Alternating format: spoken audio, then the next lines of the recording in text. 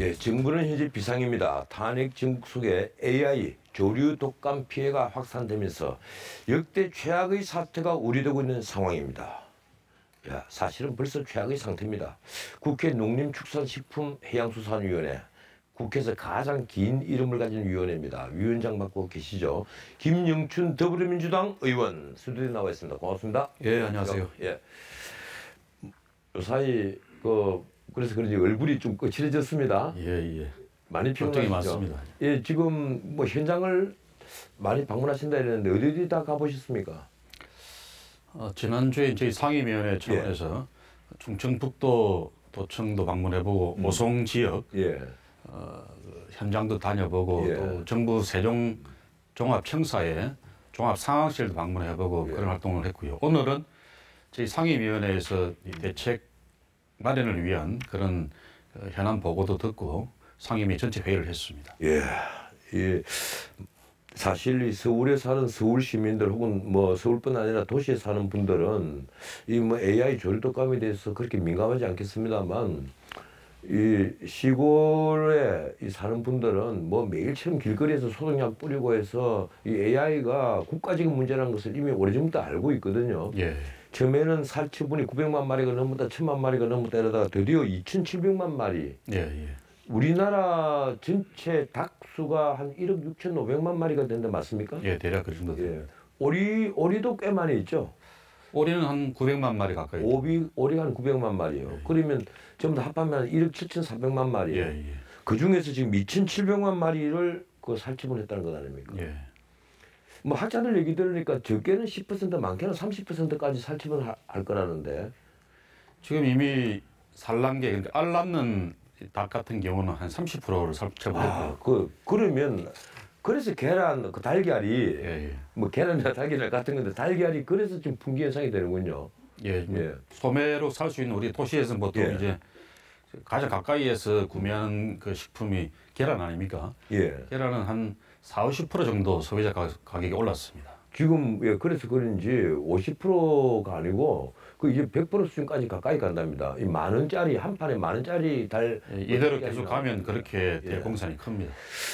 지금 이 계란 문제가 아니라 그 결국은 병아리가 이제 사라지면 이 병아리 나오면 한 달 정도가 걸려야만 됩니까? 뭐 그 알 낳으면 어느 정도 커야 됩니까? 저는 그 부분을 공부를 잘 안 해서 이제 병아리에서 병아리 낳는 단계까지 갈라 그러면 한 7개월 가량 걸리는 7개월 되고 출하하는데 한 달 있어야 출하를 참 한다 그러더라고요. 달걀이 보화를 해갖고 6개는 한 달 정도 키우면 되는데 병아리를 낳는 닭은 부화해서 알 낳는 단계까지 가려면 6개월 이상 걸리는 거죠. 그 6개월 앞으로 이 정상화가 되려면 최소한 한 7~8개월 더 가야 된다는 얘기네요. 다시 그런 닭을 다 공급을 하고 걔들이 부화가 해서 커지려면 한 7~8개월. 지금 완전히 AI가 청산이 된다 하더라도 그렇군요. 다행히 최근에 이제 이 AI 발병하는 그 농가 확진 속도가 주춤하기 시작했습니다. 최근 며칠 동안에는 발생 확인 건수가 줄어들고 있거든요. 이런 상황이라면 이제 또 한편에서는 지금 우리 전 변호사님 말씀하신 그런 7~8개월 뒤를 준비하는 병아리를 좀 청정 지역에 입식을 미리 해서 거기서 키우고 하는 그런 작업을 시작해야 됩니다. 이게 그 큰 정치인이 되려면 농수산위원회를 한번 거쳐야 되겠습니다. 꼭 거쳐봐야 될 자리입니다. 이게 농업이 정말 모든데 그 기본 아닙니까? 이 농수산위 위원장이라도 한번 해야만 국가적 그 큰 문제를 보는 시각이 넓어질 것 같아요. 말씀하시는 거 보니까.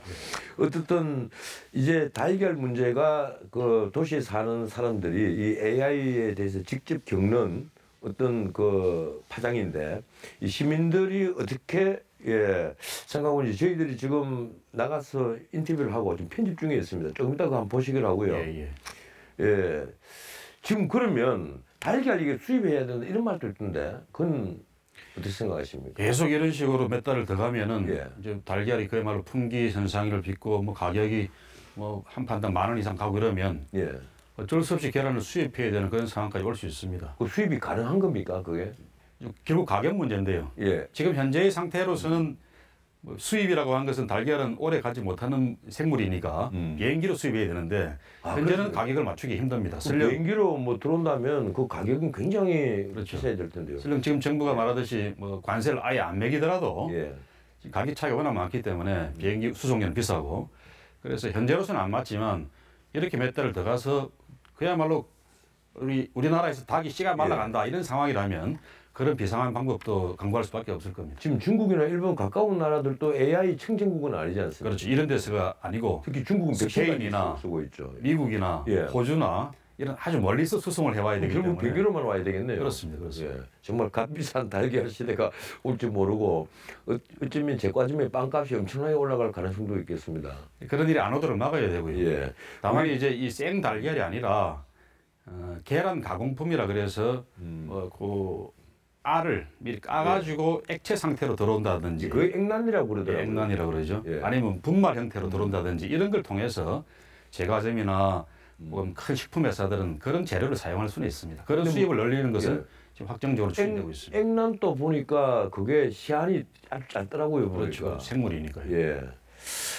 어쨌든 시민인터뷰 이제 준비가 다 된 것 같은데 시민들이 이 지금 AI 문제, 특히 달걀 한 판 많은 뭐 이러니까 시민들 반응이 영 좋지 못합니다. 우리 위원장님 함께 보시죠. 이루라 기자. 네, 말씀하신 것처럼 달걀 한 판이 10,000원을 넘었습니다. 이제는 달걀 먹으면 금수저라는 농담이 나올 정도인데 시민들의 원성 함께 보시죠. 일부가 10,000원이 벌써 넘었어요.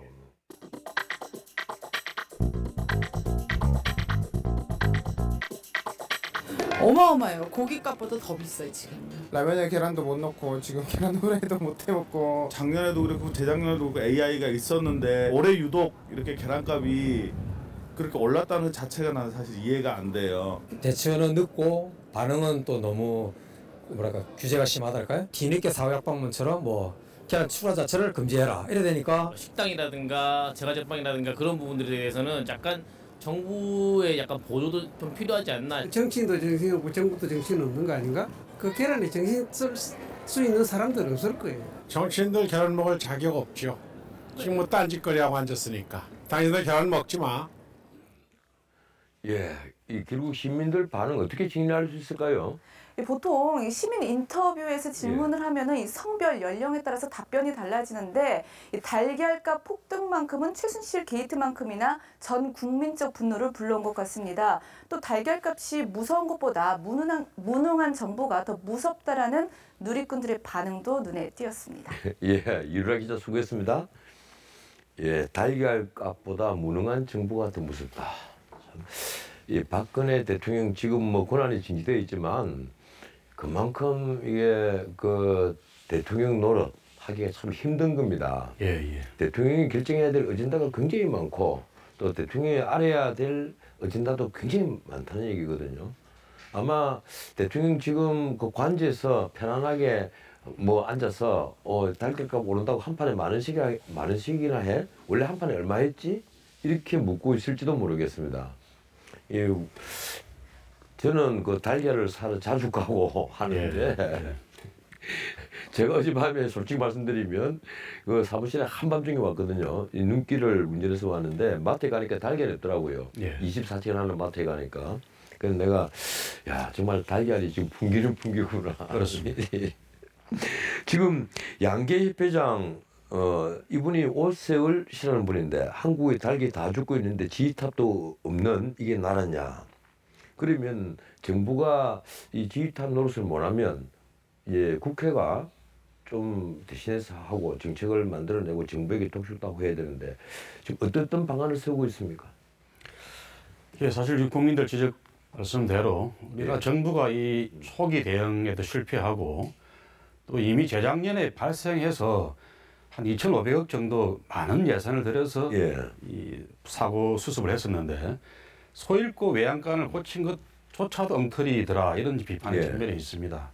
그래서 진짜 이 대통령의 통치력이라든지 정부 전체의 합동의 그런 공동 노력이 참 미흡했다 그런 반성을 함께 하면서 오늘 저희 상임위원회에서도 정부를 상대로 그런 질타를 했습니다.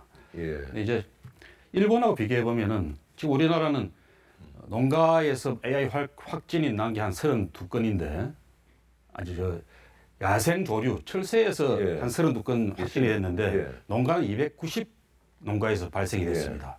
일본의 경우하고 비교하면은 야생 조류에서 발생한 것과 농가 확진 사이에 너무 큰 격차가 있습니다. 이건 결국 사람이 옮기는 그 과정을 차단 못했다는 거거든요. 이건 분명히 정부의 책임입니다. 일본은 뭐 도토리현에서 그 원래 AI 그 바이러스가 발견되자마자 곧장 차단을 그 했고 그 최고 수준으로 최고 단계의 경보를 발령했고요. 심각 단계로 해서 차단을 하고 결국 한 70여만 마리 지금 한 200만 마리까지. 그래 됐습니다. 일본도 늘어났군요. 그래도 우리하고 비교하면 뭐 말이 10분의 1도 안 되는 거죠. 일본은 한 200만 마리로 늘어났군요. 예. 그래도 거의 피해가 없다고 봐야 되지 않습니까? 그런 말씀대로 예. 아예 발생 초기부터 최고 단계의 경보를 발령을 하고 총리실 산하에 상황센터를 설치해서 범정부적 대처에 적극 나서고 자위대를 동원해서 살처분에 적극 투입이 되고 이런 것들이 우리나라 정부의 대처와 너무 비교가 되는 거죠. 그 격차가 결국은 10배 이상의 피해를 우리는 보고 있다는 걸로 말씀드릴 수 있습니다. 뭐 우리는 관계부처 장관 회의가 이 바이러스 발견되고 그 최초로 해남에 이 AI의 2000년 된 닭이 발견되고 나서 무려 22일이 지나서 관계부처 장관 회의가 열렸더라고요. 첫 그 확진 보고 이후에 최고 단계의 경보 발령까지 한 달이 걸렸습니다. 심각 단계까지는 거의 한 달. 일본하고 비교하면 이게 뭐 한 달까지 차이가 나버리는 거니까 이런 뭐 700만 마리를 살처분하는 이런 급격한 확산을 막을 방법은 없었던 거죠. 예, 아마 황교안 총리께서 이 방송 또 보시면 이 참 관심 써야 될 부분이 굉장히 많이 있구나 하고 또 한번 황 총리도 아마 지금 좀 비상 권리가 있을 겁니다. 이 AI 때문에요. 예, 그렇습니다. 지금 현안 중에 현안이니까. 이제 27일 날, 그러니까 그저께 비로소 황교안 총리가 대통령 직무대행이 모든 정부 부처에게 총력 대응하라고 지시를 했습니다. 너무 늦은 조치가 되는 거죠. 이제 좀 다른 질문 드리겠습니다. 지금 새누리당 그 옛날 한나라당 시절에 나오셨죠? 신한국당입니까? 한나라당이죠? 한나라당 때 이부영 그 선생 그리고 이우재 선생도 그때 같이 나왔죠. 이우재 선생 또 안영건 의원, 성함이 좀 가물가물거리는데 안영건 의원, 김부겸 의원 그렇게. 지금 안 의원은 정경은 됐습니까? 정치는 안 하고 있어요. 정치 안 했군요. 이분들과 함께 나와서 이제 독수리 오형제 됐는데 지금 어떻든 가장 그 활발하게 활동하는 분이 김부겸 의원과 우리 김영춘 의원 분이네요. 그것도 똑같이 또 정말 그동안에 내공사는 기간을 거치고 나서 이번에 저 영남에서 야권으로서 당선이 돼서 롤백을 하셨는데 당시에 그 한나라당 나올 때 한나라당 그 탈당의 변 지금 새누리당 이번에 비박 신당 만들면서 탈당의 변 얘기하는 걸 들어보면서 느낌 어떠셨어요? 거의 저는 비슷하다고 봤는데. 기본 발상은 비슷합니다. 저희들도 독수리 오형제가 2003년 탈당할 당시도 보수 정당의 개혁 없이는 대한민국의 발전이 없다. 그런 차원에서 저희들 나름대로 안에서 무진 노력을 해봤습니다만 결국 실패했다라는 걸 인정하고 밖으로 나와서 우리나라 정치 구조 전체를 바꿈으로 해서 좀 타율적이나마 개혁을 시켜야 된다. 그런 충정에서 탈당을 결행했던 건데요. 지금 개혁 보수 신당도 비슷한 이야기를 하고 계세요. 그때 독수리 오형제라는 이름 누가 지은 겁니까? 저희들이 지은 건 아니고 언론에서 그렇게 지었죠. 근데 그래서 우리가 제가 정말 참 미안한데 왜 좀 새 중에 하필 독수리 같은 좋은 새 이름을 붙였느냐고 내가 방송에서 그런 얘기를 한 적이 있었는데 그때 아마 5분 중에 한 분으로부터 내가 항의를 좀 받았습니다. 독수리가 어땠어 이러면서. 현재 반문연대 제3지대론이 계속 나오고 있습니다. 민주당 안에서 개헌에 찬성하시는 분이 김종인 전 비대위원장을 중심으로 해서 한 27분이 되는 것 같고 그리고 이른바 친문 패권주의, 패권주의를 본인들은 부인을 하지만은 패권주의를 공격하면서 아직까지도 각을 세우는 분들도 상당히 있는 것으로 보이는데 그래서 늘 나오는 것이 이제 개헌을 고리로 빅텐트가 만들어지면 또 친문연대 그리고 반문연대 이렇게 되는 것이 아니냐 결국 이제 이런 예측을 하는 분들이 점점 늘어나고 있습니다. 어떻게 생각하십니까? 일단 민주당 국회의원들 안에 개헌에 대한 생각을 따져보면은 얼마 전에 뭐 언론에서 조사를 했던데요. 개헌 찬성론자들이 한 80% 이상 됩니다. 개헌 전체 언제 뭐 언제 개헌을 해야 되느냐 이렇게 따지면 이제 헷갈리긴 합니다만은 그래서 결국은 친문이다 반문이다 하는 게 뭐 개헌을 고리로 이야기는 되겠습니다만은 결국 그게 중요한 게 아니라 사실 대선 전 개헌하느냐 안 하느냐 그 문제거든요. 뭐 개헌이 중요한 게 아니라 문재인 후보를 지지하느냐 그렇지 않느냐 그런 겁니까? 제일 강한 상대를 후보를 상대로 해서 연합 전선을 피는 뭐 그런 그림으로 봐야죠. 속셈은 그런 건데 겉으로는 지금 개헌에서 뭐 같이 모이고 한다는 거죠. 어떻습니까? 지금 이 김종인, 김부겸, 우리 김영춘 의원 또 이제 제가 알기로는 그 친문 뭐 패권주의에는 반대하시는 분일 테고. 예, 그렇죠. 예, 그 보면 사실 이쪽에도 막강한 분들이 많아요. 혹시 큰 꿈 갖고 계신 건 아니십니까? 저는 이번 대선은 생각이 없습니다. 아 그렇습니까? 예. 그럼 다음 대선 같으면 앞으로 5년 뒤군요. 5년 뒤에. 예. 그때까지 제가 이 자리에 있으면 꼭 그 최초로 인터뷰를 저에게 좀 해주십시오. 예, 알겠습니다. 잘 부탁드리겠습니다. 그 지금 비박이 떨어져 나와서 개혁 보수 신당을 만들고 뭐 그 일부에서 그런 얘기합니다. 1여 3야 또 다른 언론에서 이런 얘기합니다. 2여 2야 뭐 떨어져 나왔지만 어차피 그 여권으로 봐야 되지 않느냐 이 얘기인데 어떻든 사랑의 시대 이거 어떻게 그 가야 된다고 생각합니까? 뭐 말하기는 협치라고 다들 얘기를 하는데 근데 지금 당장 민주당에서 내놓은 개혁 입법 이게 가능할 거라고 보십니까? 저는 일단 지금 개혁 보수 신당이라는 당이 명백히 야당이라고 생각합니다. 대통령과 운명을 함께하는 정당이 여당인 것인데 그런 점에서는 뭐 성향이 보수기는 합니다만은 보수 야당인 거죠. 1여 3야다. 그렇습니다. 1여 3야라고 봐야 되고요. 정의당까지 하면 1여 4야라고 해야 되겠네요. 정의당도 들으면 섭섭할 테니까. 보수 신당이 주장하는 것이 경제는 개혁 노선을 가겠다는 거 아닙니까?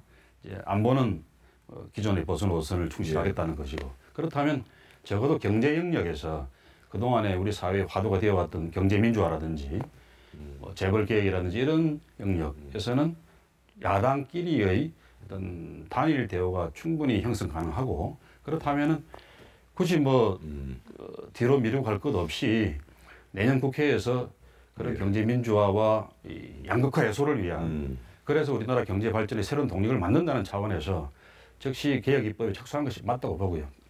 바로 저는 이루어질 수 있는 가능성이 크다고 생각합니다. 지금 민주당에서 당장 그 2월달에 입법을 추구하는 것이 이 방송법 개정을 해서 지배구조를 바꾼다든지 혹은 주주대표 소송을 그 도입하는 식으로 상법을 바꾸겠다. 그리고 뭐 검찰개혁을 하면서 공비처를 만들겠다. 근데 검찰개혁하면서 공비처 만드는 것은 과거 새누리당도 찬성 분위기가 많았어요. 찬성하시는 분들이 많고. 여당이어서 안 됐던 거죠. 그래서 그건 뭐 영역을 따질 문제가 아닙니다만은 지금 방송법을 개정해서 지배구조를 바꾸겠다는 것은 사실은 늘 어느 쪽이든 야당이 주장하고 여당은 반대하고 했던 분야고요. 그리고 주주대표 소송 이 문제는 문자 그대로 진보주의냐 보수주의냐에 따라서 이 경론을 많이 벌려왔던 분야거든요. 그래서 이번에 2월 달에 통과가 된다면 혹시 또 국민들 중에 이렇게 생각하시는 분들이 있지 않을까요? 지금 탄핵 정국을 기회로 해서 이렇게 밀어붙이는 것 아니냐. 이런 시각은 어떻게 생각하십니까? 탄핵 정국이 뭐 계기가 되는 것보다는 평시에는 이게 통과가 거의 이게 20대 국회가 이미 여소야대 국회가 되었습니다. 그 순간에 예정된 코스로 가고 있는 거죠. 거기에 이제 뭐 날개를 달았다고 할까요? 이게 이제 새누리당의 분열 그리고 거기서 떨어져 나온 보수 신당이 경제개혁 노선을 앞장서고 나오고 있다는 것이 날개를 단 격이 되는 것이고요. 뭐 예정된 길로 가고 있다고 생각을 합니다. 지금 그 민주당에서 그 첫 번째 주자로 되어 있는 문재인 전 대표, 솔직히 말해서 말씀하신 걸 보면서 언론 이건 뭐 좌파 우파 언론 이런 걸 따지지 않고 거의 모든 언론에서 조금 우려의 목소리가 나옵니다. 그래서 대통령 된 것으로 착각하는 것 아니냐 이런 얘기도 나오고 또 어떤 부분에 있어서는 좀 심한 얘기 물론 본인의 결정으로 한 얘기일 수가 있습니다. 예컨대 헌법재판소에서 탄핵이 기각되면 이제는 혁명뿐이다. 이런 얘기를 스스럼없이 한단 말이에요. 이 문재인 대표의 행보를 어떻게 지켜보고 계십니까? 뭐 저도 걱정하는 소리를 많이 듣고 있습니다. 근데 이제 그분이 정치인으로서 이게 좀 닳고 다른 사람 같으면 그렇게 표현하지 않을 건데 여전히 제가 보니까 이런 이야기가 신뢰되는지 모르겠습니다만은 좋게 보면은 아주 순수하고 정직한 그런 모습을 보이는 거고 좀 나쁘게 말하면은 정치 아마추어의 모습이 아직도 남아 있는 거 아닌가 그런 생각이 들어요. 그래서 대통령이 될 사람이라면은 자기가 그렇게 생각하더라도 한 번 더 삼키고 국민들을 보다 좀 안심시켜주는 그런 말씀을 하는 게 맞죠. 그런 차원에서 저는 문재인 후보도 이제 후보라고 말씀해야 되겠죠. 후보도 진화하고 있는 과정의 정치인이다 그렇게 봅니다. 이거 문재인 전 대표가 대세론에 빠지는 것 아닙니까? 뭐 그렇게 생각할 수도 있죠. 지금 뭐 야당에서는 지금 부동의 1위 후보고 이대로 조기 대선이 치러진다 그러면은 그분이 당선 가능성이 높으니까 그분이나 그분 주위에서도 좀 뭐 그런 생각을 할 수도 있겠습니다만은 그러나 또 한편 이제 가만히 보면은 과거에 이해창 대세론 이런 것도 있었는데 안 되잖아요. 대세론에 빠지면 다 실패하니까. 국민들 다수가 바라볼 때 아, 저 사람들이 좀 방심하고 있구나, 자만하고 있구나. 그렇게 바라보는 순간 오히려 역전당할 그런 공산이 커지는 거죠. 그런 점에서 저는 좀 신중한 접근과 행보가 필요하다고 생각합니다. 우리 김 의원은 만약에 개헌을 한다면 어떤 쪽으로 개헌을 하는 것이 옳다고 생각합니까? 내각제주의자입니까? 저는 솔직히 말씀드리면 우리나라가 처한 안보 현실 같은 걸 감안할 때 대통령의 존재가 있어서 정치적 안정을 기하는 그런 역할도 필요하고 또 한편에서는 우리 국민들의 다원적인 요구를 반영할 수 있는 그런 내각제적 요소도 필요하다고 생각이 들어서 저는 지금 흔히 말하는 이원 집정부제라고 할까요? 안보와 외교는 대통령이 맡고 이 내치는 수상이 맡는 그런 형태의 이 분할 구조가 좋겠다 생각을 하고 있습니다. 그러면 만약에 우리 김 의원이 이원 집정부제로 개헌이 됐을 경우에 김 의원이 바라는 그 정치적 목표는 대통령입니까? 총리입니까? 그렇게 나눠진다 그러면 저는 질문이 가면 너무 어려웠습니까? 그러면 뭐 이렇게 묻겠습니다. 이 리더가 되신다면 지금 현재 리더가 되신다면 우리 사회에 던지고 싶은 화두가 뭡니까? 뭘 먼저 가령 대통령 출마를 하신다면 어떤 슬로건을 먼저 내놓고 싶으십니까? 저는 선진 통일 강국을 함께 만듭시다. 국민들과 함께. 또 이 문제에 대해서는 여당, 야당, 보수, 진보 상관없이 우리 국가 전체가 최소한의 합의 수준으로서 내세울 수 있는 게 선진 통일 국가를 만들어보자. 이거 아니겠나 싶고요. 그러기 위해서는 지금 수준의 정치는 안 된다. 또 지금 현재 수준의 우리 사회의 통합 수준, 또 이 경제적 양극화의 이 척박함 이런 걸로는 절대 선진 통일 국가가 이루어지기 힘들다. 그렇다면 우리가 무엇을 해야 될 것인가?